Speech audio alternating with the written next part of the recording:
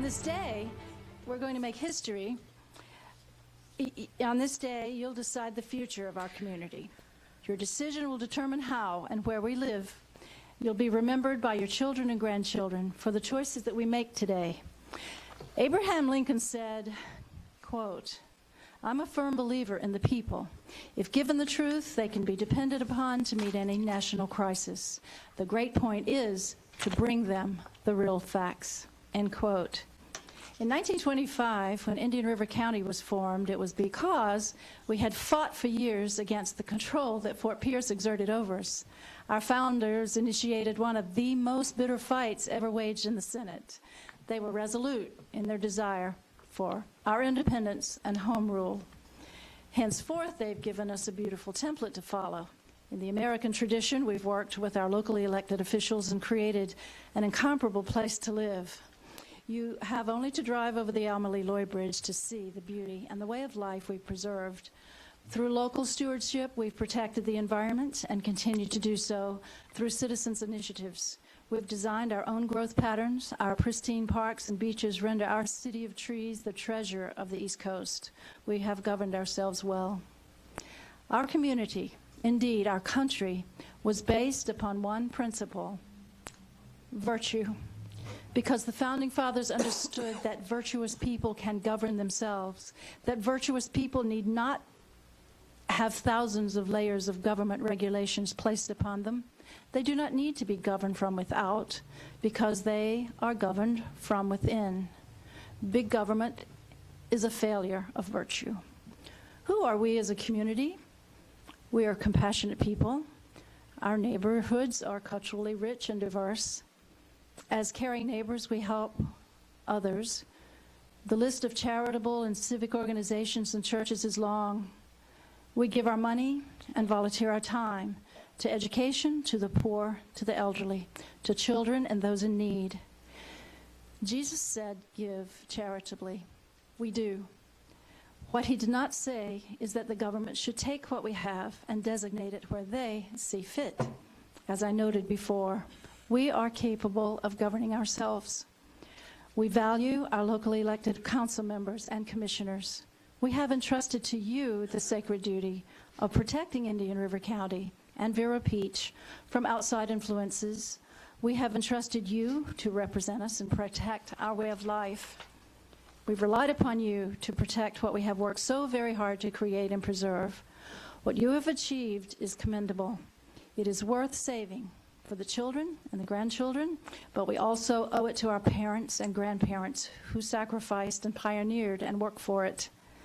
Surely you will not empower now those who would insinuate themselves from outside our area to decide how our children, our grandchildren, and you will live.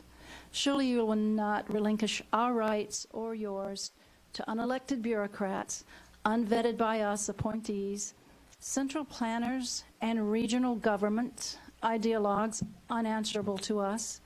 You would re-engineer our community into something we no longer recognize and do not want, as evidenced by hundreds of signatures by residents in our petition that are still coming in, and who, by their very presence in this chamber, and those who could not be here today, demonstrate against what we will not have. Last year, in order to educate ourselves, we attended a design charrette presented by the group called 7-50, meaning control of 7 Florida counties within 50 years. Excuse me. It was here that they demonstrated, in their own words, their plan, and I quote, "to bring millions of passengers by mass transit from Miami, Fort Lauderdale, Palm Beach, and Orlando to use our beaches and our parks." End quote. Whose vision is this? Not we, the people of Vero Beach. Dare we use historic case studies to prove the crime and drugs that would come with such a plan? Their published mission in the local newspaper was, and I quote again, "to control development patterns in housing and transportation."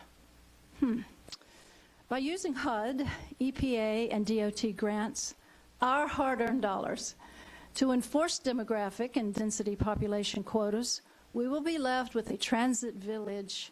These government-mandated human settlements consist of clusters of high-density population, HUD, low income, stack and pack high rises located near mass transit in our old downtown area. One of the first things to be done is to redesign our streets, which is already being proposed. A rezoning of our downtown area will help set the stage for their sustainable community through the Southeast Florida Regional Partnership Sustainable Communities HUD grant initiative known as 750. Under their new rezoning laws, existing businesses will be unable to afford the new permits or meet the new building codes and will go out of business and succumb to eminent domain.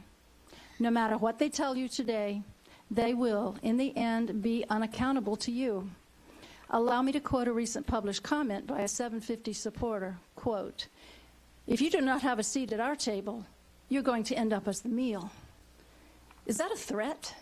Are they intending to punish us for being independent, free thinkers, free enterprisers, resourceful, and self-sufficient capitalists? This group seeks to circumvent the structures and policies of our local government.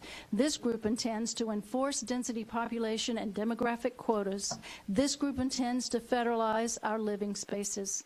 This group will destroy our sovereignty through HUD, EPA, and DOT grants that erode our capitalist system with their government handouts that bring harm to free enterprise. This is not economic prosperity. These sustainable communities are being forced under federal central planning upon us, they hope, without our knowledge, without our consent, without our vote, but with our tax dollars. The 750 group doesn't care about us or our core values. Their bottom line, while destroying the integrity of our community, is to fight for their government jobs while we fight for our freedom and property rights. And if you feel that you haven't been completely and fully transparent with us about their plan, let's not fall prey to having to pass it in order to find out what's in it. If you are curious about the original document mandating these sustainable communities that they be established across the United States, for the record, this group really began at the Rio de Janeiro Earth Summit in 1992. I refer you to Bill Clinton's President's Council on Sustainable Communities, signed into executive order in 1993. It was signed previously by H.W. Bush in 1992 and subsequently signed by President Obama, also into executive order without congressional approval. This is dangerous precedent. Under this document, and I quote, "Single-family homes are deemed unsustainable. Land cannot be treated as an ordinary asset controlled by individuals. Private property contributes to social injustice," end quote. The goal of the President's Council on Sustainable Communities is to tax us out of our privately owned, wasteful homes and, using our tax dollars, put us into sustainable communities, clusters of dwellings near mass transit so that we do not have to use our cars with their dirty carbon footprints. Look at the 750 website. It is all about sustainable communities. And it flies beneath the radar under the guise of environmentalism. If they have covered their paper trail to the original document, it doesn't matter. The blueprint is precisely the same. No coincidence there. The plan is being implemented in every city, county, and state in the United States, and yes, globally. And it is being fought increasingly by citizens across the country. Lists upon lists of cities and states. Alabama has embellished it entirely. There's a wall of honor. I would like us to be on it. As an American, I'm offended that my right to choose how and where I live and the right to shape the future of my own community or to own private property or have the freedom to drive a car when and where I want would be denied. It is not an America that emulates the principles and values of our Constitution. We, the people of Vero Beach, are for low-density population, local decision-making, home rule, small local governance, fiscal responsibility, the right to determine how and where we live, and above all, the right to private property ownership. We will not allow ourselves to become federalized, nationalized, nor regionalized, nor have our freedom of home rule denied. Our county commissioners, by majority vote, have wisely decided to withdraw from 750. We therefore respectfully request that you, our Vero Beach City Council members, exercise your right under Clause 12 and sever all commitments and agreements between the City of Vero Beach and the Agents for Sustainable Communities initiative known as 750 in order to ensure that we retain control of our own planning rights, the right to choose how and where we live, and right to property ownership.